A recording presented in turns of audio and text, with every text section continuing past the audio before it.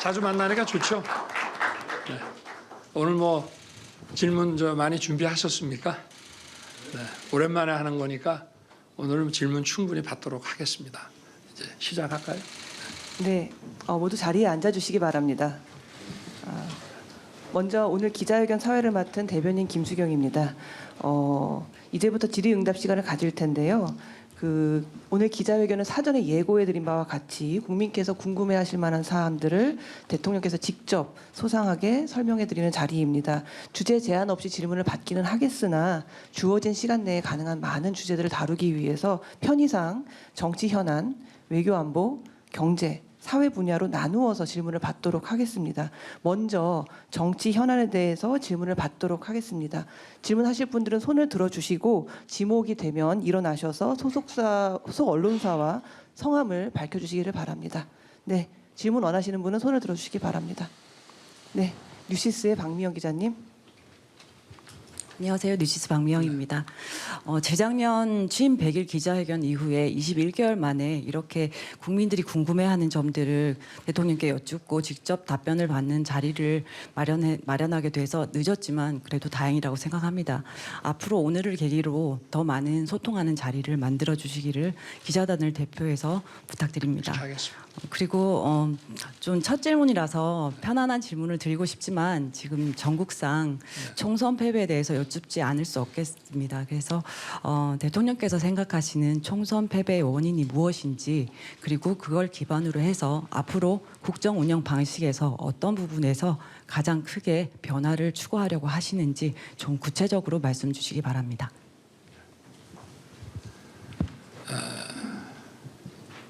총선은 먼저 정부에 대한 그간의 국정 운영 평가가 가장 중요하다고 하겠습니다.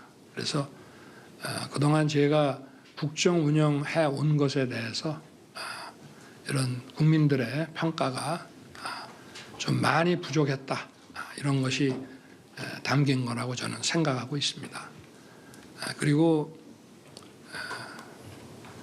앞으로 이제 그동안에 제가 미흡했던 부분들을 또 생각을 하고 부족한 부분이 뭐였는지 좀 고민을 많이 했습니다. 결국은 이제 민생에 있어서 아무리 노력했더라도 국민들께서 체감하는 변화가 많이 부족했다. 그리고 정부의 이런 정책과 이런 것을 국민들에게 좀 설명해드리고 또 좀 소통하는 것이 많이 부족했다, 이렇게 생각을 하고 있습니다. 그래서 앞으로는 중요한 것은 결국은 경제라고 생각합니다. 그리고 이런 기업의 성장과 일자리 창출, 이런 구조적인 것도 중요하지만 국민 한 분 한 분이 민생 현장에서 느끼는 어려움, 불편함, 이런 것들을 더 적극적으로 저희가 찾아서 해결해 드리는 것이 중요하다고 생각하고요. 그리고 이런 소통, 특히 국민과의 소통은 뭐 저는 민생 토론이나 다양한 간담회에서 수천 명의 국민을 만나긴 했습니다마는 앞으로 이 언론과의 소통을 더 자주 갖고 이렇게 해서 언론을 통해서 또 국민들께 설명하고 또 이해시켜드리고 또 저희가 미흡한 부분을, 부족한 부분도 솔직하게 말씀드리는 이런 기회를 계속 가져야 되겠다고 생각하고 있습니다. 네, 다음 질문 받겠습니다. 네, 조선일보의 김동하 기자님.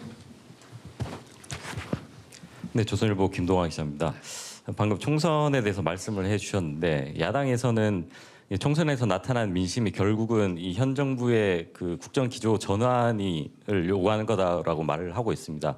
그 대통령께서는 이재명 대표와 첫 회담도 하긴 했지만 총선 후에 어떤 대통령실의 인선이나 내놓는 메시지가 그렇게 총선 전과 얼마나 달라졌는지 크게 와닿지는 않는 것 같은데요. 뭐 야당에서는 실망스럽다는 표현도 했습니다. 앞으로 정말 남은 3년간 어떤 국정 기조를 어떤 전환하실 생각이 있는지 그렇다면 특별히 인선이나 어떤 정책에서 그 부분을 어떻게 반영하실 건지가 궁금합니다. 저희가 더욱 소통하는 정부 또 민생에 관해서 국민의 목소리를 더욱 경청하는 정부로 바뀌어야 한다는 그런 기조 변화는 저는 맞다고 생각합니다. 또 한편 저희가 이런 시장 경제와 민간 주도 이 시스템으로 우리의 경제 기조를 잡는 것은 어떤 헌법 원칙에 충실한 것이라고 저는 생각하고 있습니다. 그래서 그 기조는 또 일관성을 유지해야 하고 일관성을 유지할 것 또 바꾸고 고쳐야 될 것들을 더 세심하게 가려서 고칠 것은 고치고 또 일관성을 지킬 것은 지키고 이렇게 하겠습니다. 네, 다음 질문 받겠습니다. 네, SBS 이한석 기자님. 예, 대통령님 안녕하십니까? SBS 이한석입니다. 오랜만에 인사드립니다. 이 질문 드리지 않을 수 없습니다. 야당에서 김건희 여사의 특검을 요구하는 목소리가 나오고 있습니다. 그리고 최근 검찰이 김건희 여사의 명품백 수수 의혹과 관련해서 전담 수사팀을 구성하고 조속히 수사를 마무리하겠다 이런 의지를 밝히고 있습니다. 윤 대통령께서는 올 초에 한 방송사와의 대담에서 어느 정도 여사 의혹에 대한 입장을 밝히신 바가 있는데요. 그럼에도 불구하고 국민적 관심도는 여전히 높고 또 검찰 수사가 본격화되고 있는 시점에서 대통령님의 의견 듣고 싶습니다. 네. 제가 연초에 그 KBS 대담에서도 말씀을 드렸습니다마는 제 아내의 그 현명하지 못한 처신으로 국민들께 걱정 끼쳐드린 부분에 대해서 사과를 드리고 있습니다. 그리고 지금 그 검찰에서 수사를 지금 시작한다고 발표한 부분에 대해서는 제가 검찰 수사에 대해서 어떤 그 입장을 또는 언급을 하는 것이 또 어떤 영향을 미칠 수 있는 또 오해가 일어날 수 있기 때문에 거기에 대해서는 제가 따로 언급을 하지는 않겠습니다. 공정하고 엄정하게 잘 할 것이라고 저는 생각하고 있습니다. 그리고 그 특검 문제는 제가 지난 1월에 제2요구권을 제2요구를 했습니다마는 지금 야당도 집권 시기에 어떤 특검 여론이 비등했을 때는 늘 주장하는 것이 검찰 수사가 또는 경찰의 수사가 봐주기 의혹이나 부실 의혹이 있을 때 특검을 하는 것이 맞다는 주장으로 그런 그 특검 여론을 늘 반대하고 이렇게 해왔습니다. 맞습니다. 특검이라고 하는 것은 일단 정해진 검, 경, 공수처 이런 기관의 수사가 봐주기나 부실 의혹이 있을 때 하는 것입니다. 도이친이 하는 이런 그 사건에 대한 그 특검 문제도 사실은 지난 정부 한 2년 반 정도 사실상은 저를 타겟으로 해서 검찰에서 특수부까지 동원해서 정말 치열하게 수사를 했습니다. 그런 수사가 지난 정부에서 저와 제 가족을 봐주기 수사를 했다는 것인지 봐주기 수사를 하면서 부실하게 했다는 것인지 저는 거기에 대해서 정말 묻지 않을 수 없습니다. 그 자체가 저는 모순이라고 생각합니다. 특검이라고 하는 것에 우리가 지금까지 한 20여 년이 넘도록 여러 차례 특검을 운영해 왔습니다마는 다 그런 관점에서 여야가 의견 일치를 보고 이렇게 해온 것이기 때문에 저는 지난번에 저희가 제2요구해서 했던 그 특검에 대해서는 지금도 여전히 할 만큼 해놓고 또 하자는 것은 그야말로 특검의 어떤 본질이나 제도 취지와는 맞지 않는, 그거는 어떤 면에서는 그냥 정치 이런 공세, 정치 행위 아니냐, 진상을 가리기 위한 것은 아니지 않느냐, 그런 생각은 여전히 가지고 있습니다. 다음 질문 받겠습니다. 네, 한국일보의 김현빈 기자님. 네, 대통령님, 한국일보 김현빈입니다. 저는 이어서 그 최상병 특검법에 대해서 질문을 드리겠습니다. 이 법이 국회를 통과했을 때 그 대통령실은 죽음을 악용하려는 나쁜 정치라는 입장을 밝혔습니다. 그런데 사실 이제 한 여론조사의 결과를 보면 국민들의 67%가 이 법을 지지하고 있는 것으로 나타나고 있습니다. 대통령님, 이 특검법을 거부하실 것인지, 거부하신다면 이런 여론에도 불구하고 거부해야 되는 이유가 무엇인지 설명 부탁드리고요. 그다음에 이 사건 같은 경우에는 그 대통령실 외압 의혹과 대통령님께서 국방부 수사 결과에 대해서 질책을 했다라는 의혹도 좀 있습니다. 이에 대해서도 입장 부탁드리겠습니다. 답변이 좀 길 수밖에 없게 질문을 하시네요. 정말 그 장래가 구발리 같은 젊은 해병이 대민 그 지원 작전 중에 이렇게 순직한 것은 국군 통수권자로서도 안타깝고 참 가슴 아픈 일입니다. 그래서 이러한 사건의 재발을 방지하고 또 희생자의 명예회복과 책임 소재를 가리기 위해서 진상 규명이 엄정하게 이루어져야 됩니다. 저는 늘 군이나 경찰이나 소방관들에게도 어떠한 공무 수행 중에도 먼저 자신들의 안전을 제일 소중하게 생각하라고 합니다. 그리고 제가 우리 당시에는 최일병이었죠. 아직 추사가 되기 전이니까 순직한 그 사고 소식을 듣고 저도 국방장관에게 이렇게 좀 질책을 했습니다. 저도 그 현장에 며칠 전에 다녀왔지만 어떤 생존자를 구조하는 상황이 아니라 돌아가신 분의 그 시신을 수습하는 그런 일인데 왜 이렇게 그 무리하게 진행을 해서 이런 그 인명사고가 나게 하느냐. 또 앞으로 이제 여름이 남아 있고 또 홍수나 태풍이나 이런 것들이 계속 올 수 있는데 앞으로 대민 작전을 하더라도 이런 일은 절대 일어나면 안 된다. 이렇게 좀 질책성 당부를 한 바 있습니다. 지금 경찰과 공수처에서 수사를 진행하고 있고 또 그것이 나중에 검찰로 송치돼서 또 2차 보완 수사를 거쳐서 또 아마 기소될 사람들은 재판으로 넘어갈 것입니다. 저는 이 수사를 지금 담당하고 있는 수사 관계자들이나 또 향후에 여기에 대한 재판을 담당할 관계자들도 모두 저나 우리 국민과 똑같이 그리고 최상병의 가족들과 똑같은 그런 안타까운 마음으로 열심히 진상규명을 할 것이라고 저는 믿고 있습니다.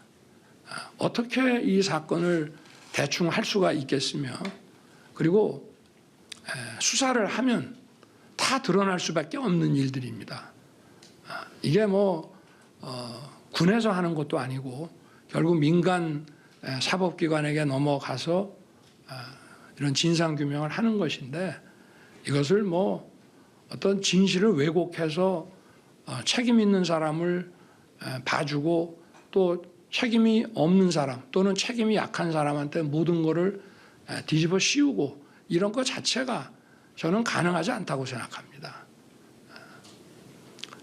그래서 어쨌든 지금 이렇게 진행되는 것을 잘 지켜보고 아마 모든 절차가 마무리되면 또 국민 여러분께 수사 그 당국에서 아마 상세하게 그 수사 그 경과와 또 결과를 잘 설명을 할 것인데 그걸 보고 만약에 국민들께서 이거는 봐주기 의혹이 있다, 납득이 안 된다라고 하시면은 그때는 제가 특검하자고 먼저 주장을 하겠습니다.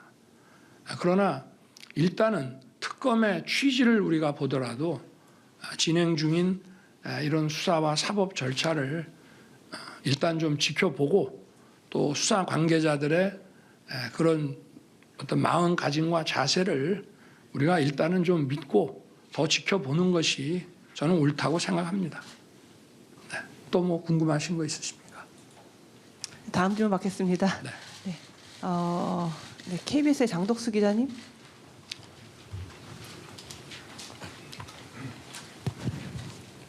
네, 안녕하십니까. KBS 장덕수입니다. 그 대통령께서는 총선 이후 협치와 소통을 강조해 오셨는데요. 더불어민주당 이재명 대표와 첫 단독 회담도 가지셨습니다. 하지만 최상병 특검법, 방금 말씀하신 최상병 특검법 등 주요 현안들을 두고 대치 정국이 여전히 이어지고 있습니다. 대통령께서 협치 강화를 위해 어떤 실질적인 방안을 생각하고 계신 게 있는지 궁금하고요. 아울러 조국혁신당 조국 대표, 또 개혁신당 이준석 대표와도 만날 의향이 있으신지 궁금합니다. 제가 뭐 소통을 강화하겠다고 하고 특히 또 언론과의 소통, 정치권과의 소통을 더 열겠다고 말씀을 드렸습니다. 어떤 정치인도 선을 긋거나 하지 않고 늘 열어놓겠습니다. 그리고 이 협치라고 하는 것이 한술밥에 배부를 수 있는 것이 아니고 또 우리 정치가 오랫동안 지나치다 싶을 정도로 어떤 그 과잉 어떤 갈등 이런 것들을 만들어 가면서 우리 정치가 진행돼 왔습니다. 그래서 협치를 한다고 뭐 제가 민주당 대표 이재명 대표를 만났다 그래서 하루아침에 분위기가 확 바뀌고 협치가 되지는 않는다고 저는 생각합니다. 어떤 끈기, 인내, 또 서로에 대한 어떤 진정성, 신뢰, 뭐 대화, 뭐 성의 이런 것들을 먹고 사는 것이 협치가 아닌가 생각하고 서로가 이런 국민을 위한 이런 협치를 위해서 하여튼 노력하는 자세, 또 절대 이 협치를 포기하지 않겠다는 자세 이런 것들이 저는 중요하다고 생각합니다. 네. 다음 질문 받겠습니다. 네, 한겨레 이승준 기자님. 네, 한겨레 이승준입니다. 네, 최상병 사건부터 관련 여쭙겠습니다. 그 이종섭 전 국방부 장관은 그 최상병 수사의혹 사건의 피의자였는데 호주 대사로 임명하셨는데 왜 임명하셨는지, 그리고 그 당시에 출국 금지 상태였는 거를 알고 계셨는지 궁금합니다. 먼저 출국 금지는 그 인사 검증을 하는 정부 기관에서도 전혀 알 수 없는 것입니다. 그거는 보안 사항이고 그게 유출되면 형사 처벌의 대상이 된다는 점을 먼저 말씀을 드리고요. 그리고 이 호주는 미국을 제외하고 우리와 유일하게 외교 국방 2+2 이 회담을 하는 나라입니다. 그만큼 우리 경제와 안보에 그 깊은 이런 그 관련이 있는 국가입니다. 또 저희 그 방산 수출과 관련해서 보더라도 우리 K9 또 K2 레드백 이런 무기뿐만이 아니라 최근에는 호주 해군에 막대한 규모의 그 함정 그 수주권이 있습니다. 이종섭 장관은 재직 중에 이 방산 수출을 위해서 굉장히 많은 노력을 해왔고 상당한 성과를 거양했습니다. 그래서 호주 대사가 기존 호주 대사가 작년 12월 말에 정년 퇴임을 하게 돼 있었기 때문에 이종섭 장관을 호주 대사로 지명해서 또 외교부의 검증과 뭐 이런 세입형 절차를 진행을 했습니다.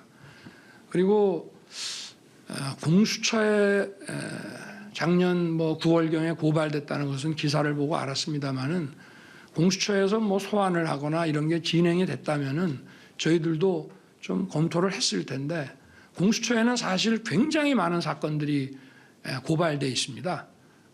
우리나라 아마 정치인이나 좀 장관 중에도 공수처에 고발돼 있는 분들이 많이 있을 것입니다.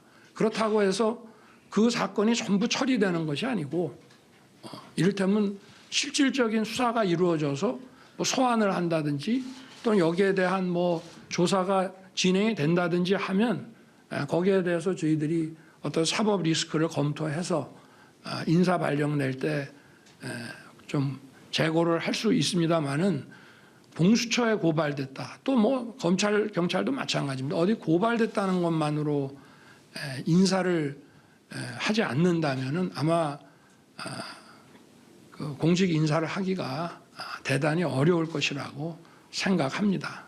그리고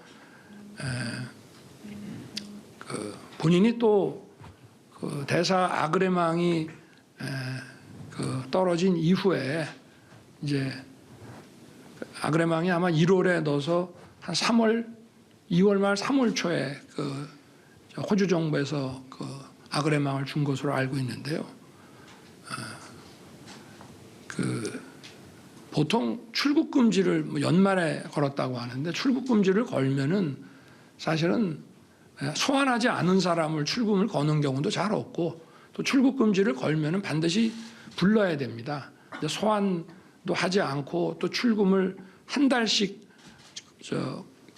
그 걸게 돼 있는데 그거를 또 2번을 계속 연장을 하면서도 소환하지 않았다는 것은 좀 저도 뭐 오랜 기간 이런 수사 업무를 해왔습니다마는 좀 이해하기가 저도 어렵습니다. 네, 그렇게 답변을 드리겠습니다. 네, 다음 질문 받겠습니다. 네, 중앙일보 현일훈 기자님. 예, 중앙일보 현일훈입니다. 그 대통령께서는 용산 시대를 열며 참모 뒤에 숨지 않고 국민께 있는 그대로 직접 설명하겠다고 해 기대가 컸습니다. 지금 이 자리를 빌려 다시 그런 기대를 갖고 질문드리겠습니다. 대통령께서는 총선 전 참모를 통해 한동훈 전 위원장에게 사퇴를 요구한 적이 있으신지, 당시 왜 그러신 건지, 혹 잘못 알려진 게 있다면 좀 바로 잡아주시고요. 그렇다면 한 위원장과는 과거에 비해 지금은 다소 소원해진 관계인지 그것도 궁금합니다.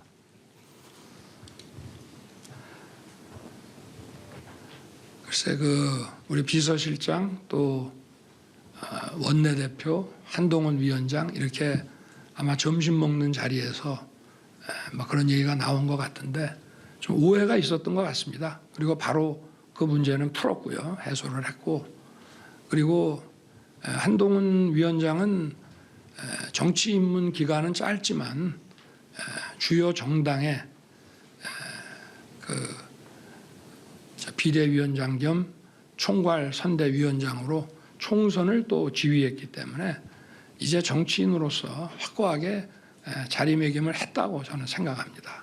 그래서 앞으로 그 정치인으로서의 길을 잘 걸어 나갈 것이라고 생각합니다. 네. 다음 질문 받겠습니다. 네, 광민석 기자님. 예, 연합뉴스 광민석 기자라고 합니다.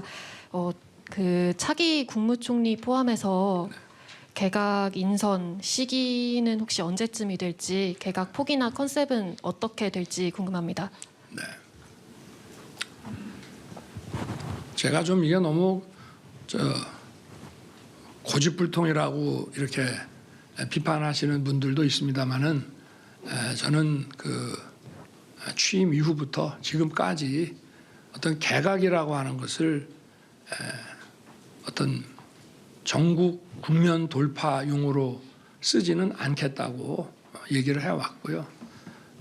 그러나 이제 개각이 필요합니다. 왜냐하면 한 2년간 정부 출범 이후 또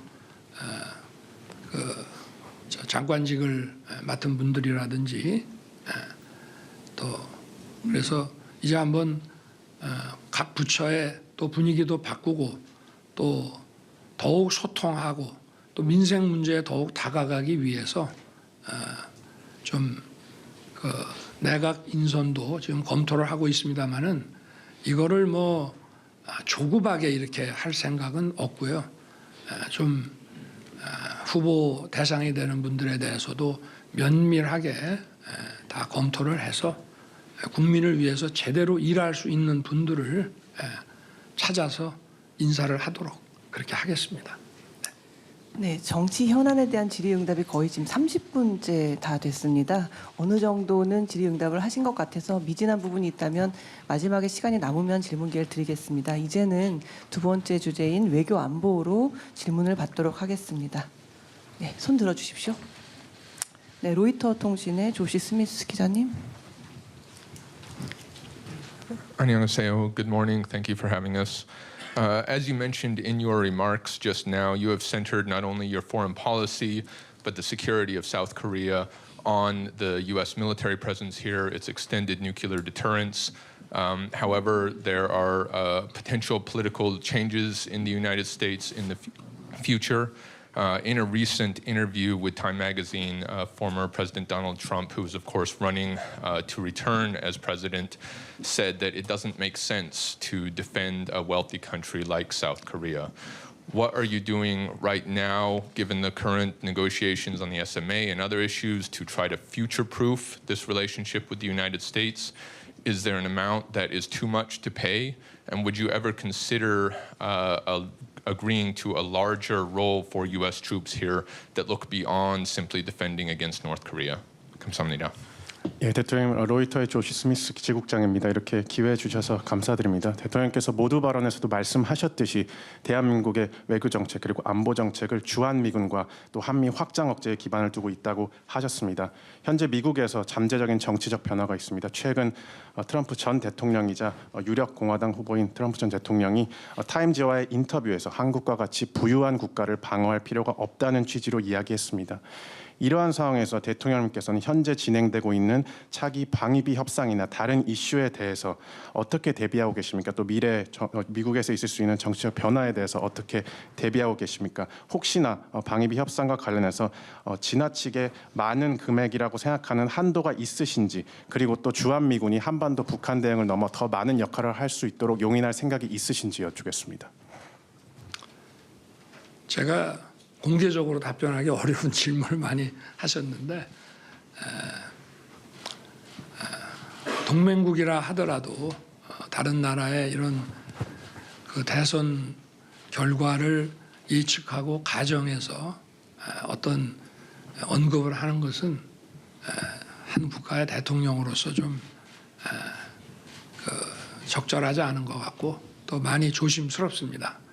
한 가지 분명한 것은 이 한미 동맹에 관해서 미국 조야 그리고 양당 상원 하원에 또 행정부에 강력한 그 지지가 있다는 말씀을 드리고 한미의 이런 탄탄한 이런 동맹 관계는 변치 않을 것이라고 저는 확신합니다. 거기에 기반해서 문제를 풀어 나간다면 뭐 원만하게 여러 가지 협상과 문제가 잘 해결될 것이라고 생각하고 있습니다. 네. 네, 다음 질문 받겠습니다. 네, AFP의 캐서린 바튼 기자님. Thank you. Kat Barton from AFP. You've said previously that South Korea would not tolerate North Korean weaponry being used by Moscow and Ukraine to kill civilians. And we now have evidence, including kind of UN monitors, that that is happening. What is Seoul going to do? And under what conditions would you consider providing weapons directly to Kiev? Thank you very much. 예, 대통령 AFP의 캐서린 바튼 기자입니다. 일전에 대통령님께서는 한국은 북한의 무기가 러시아를 통해서 우크라이나의 민간인을 사살하는 데 사용되는 것을 용인하지 않겠다고 말씀하신 바 있습니다. 현재 UN 등에서 이러한 북한의 러시아에 대한 무기 제공에 대한 증거가 속속 나오고 있습니다. 이러한 상황에서 한국 정부는 어떻게 대응하실 것인지, 그리고 우크라이나에 대해서 대한민국이 직접적으로 살상용 무기를 제공하실 조건이 있으신지 여쭈겠습니다. 지금 우크라이나 전쟁은 힘에 의한 그 현상 변경 시도로 국제법상 허용되지 않는 불법 공격입니다. 그래서 저희는 대한민국 헌법 정신에 따라서 자유와 평화를 존중하는 대한민국 헌법 정신에 따라 우크라이나에 대한 인도적 지원, 재건 지원에 우리 재정 여건이 허락하는 범위에서 최선을 다하고 있습니다. 저희는 공격력 살상 무기는 어디에도 지원하지 않는다는 그런 확고한 방침을 가지고 우크라이나 지원에 임하고 있습니다. 그리고 북한의 이런 공격용 무기 수출이라고 하는 것은 그 자체도 이 우크라이나 전쟁과 관련해서 이런 불법적인 전쟁 수행을 지원한다는 측면도 있지만 UN 안보리의 그 북핵과 관련한 대북 제재 결의에도 명백히 위반되는 것이기 때문에 저희들이 UN과 국제사회를 통해서 필요한 대응을 하고 있습니다. 네, 다음 질문 받도록 하겠습니다. 네, 니케이 신문의 코바라 준노스키 기자님. 안녕하세요. 일본의 일본経済新聞 코바라라고 합니다. 대일 관계에 대해서 질문하고 싶은데요. 앞으로 어떤 방침으로 대응할지, 특히 강제징용 문제에 대해서 아직도 완전히 해결을 하지 않은 상황일 것 같은데 이것에 대해서 어떻게 대응할지 궁금합니다. 그리고 기시다 총리에 대해 뭔가 협력을 요구하실 그런 뭔가 것이 있는지 궁금합니다. 감사합니다. 기시다 총리에게 기시다 총리에 대해서 뭔가 좀 협력을 협력. 네네. 네. 한일 관계는 과거사와 또 일부 그 현안에 대해서 양국의 또 양국 국민들의 입장 차이가 확실하게 있고 존재합니다. 그러나 이 한일 관계는 우리 양국의 미래와 또 미래 세대를 위해서 우리가 어떻게 할지를 생각해야 된다고 봅니다. 그래서 제가 어려움이 많았습니다마는 우리의 미래를 위해서 또 구체적으로는 북핵 대응을 위해서 또 양국의 경제 협력을 위해서 또 인태지역과 글로벌 사회에서 양국의 어떤 공동 아젠다에 대한 어떤 리더십 확보를 위해서 협력해야 된다고 생각합니다.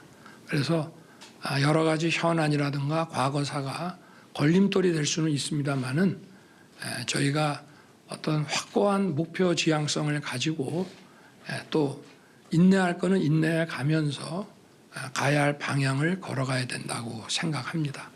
그리고 저와 기시다 총리는 서로에 대해서 이제 충분히 신뢰하고 양국 관계를 발전시키기 위해서 마음의 자세와 그런 것이 충분히 있다는 것을 서로가 잘 알고 있는 그런 상황이라고 말씀드리겠습니다. 네. 네, 다음 질문 받도록 하겠습니다. 뒤쪽에서 한번 받아볼까요?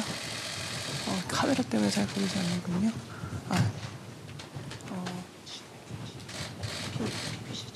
BBC 짐 맥킨지 기자님. 안녕하세요.